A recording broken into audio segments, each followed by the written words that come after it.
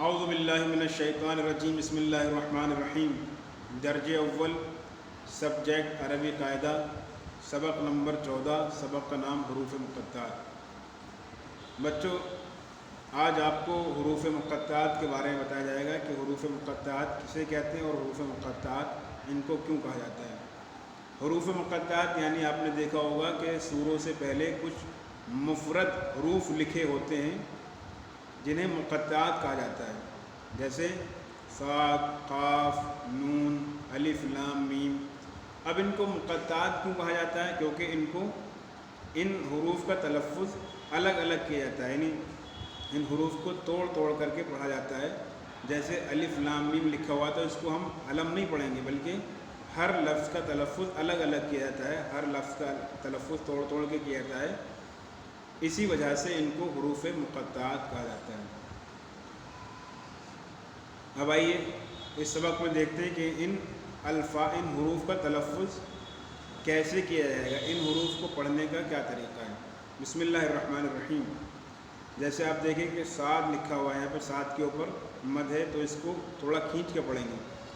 اس کا لکھنے کا طریقہ یہ ہے، لیکن پڑھنے کا طریقہ نیچے ریڈ کلر سے لکھا ہوا ہے، صاد کھینچ کے پڑھیں گے، یعنی صرف صاد نہیں پڑھیں گے بلکہ صاد الف مد زبر سا دال ساکن صاد، قاف مد کے ساتھ ہے تو یہاں پر بھی جو ہے اس کو کھینچ کے پڑھیں گے، قاف، نون، حا میم۔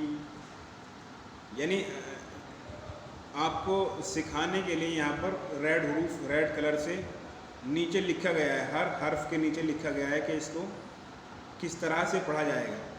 لیکن قرآن مجید میں آپ کو صرف اور صرف جو اوپر بلو کلر سے لکھا ہوا ہے یہی ملے گا، لہذا یہاں پر آپ سیکھ لیں کہ جب بھی قرآن مجید میں یہ حروف آئیں گے تو آپ کو کس طرح سے پڑھنا ہے۔ تو لکھا ہوا یہاں پر ایک حرف ہے لیکن اس کو کھینچ کر کے پڑھیں گے، اس طرح سے یاسین، طٰ،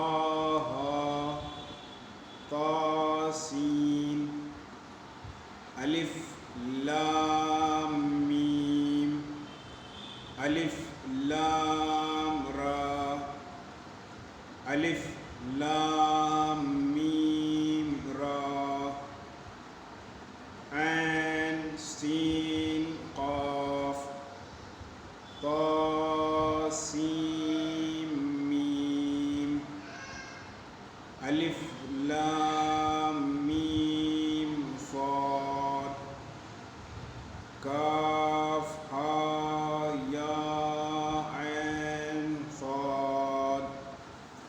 اس طرح سے ان تمام حروف مقطعات کا تلفظ کیا جائے گا، یعنی ان کو ملا کر کے نہیں پڑھیں گے، الف لام کو علم نہیں پڑھیں گے، الف لام کو الر نہیں پڑھیں گے، اللہ نہیں پڑھیں گے، بلکہ ہر حرف کا تلفظ الگ الگ کیا جائے گا۔ اور جس طرح سے میں نے کھینچ کر کے پڑھا ہے ان کو، کیونکہ مد ہے، تمام حروف مقطعات کے اوپر مد آیا ہے، اور مد کا مطلب یہ ہوتا ہے کہ جس حرف کے اوپر مد آ جائے اس کو کھینچ کر کے پڑھا جائے۔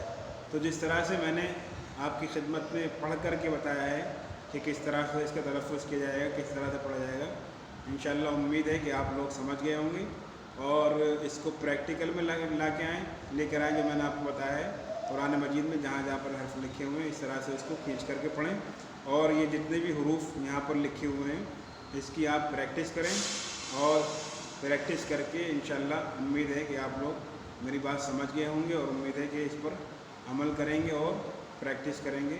وآخر دعوانا الحمدللہ رب العالمین۔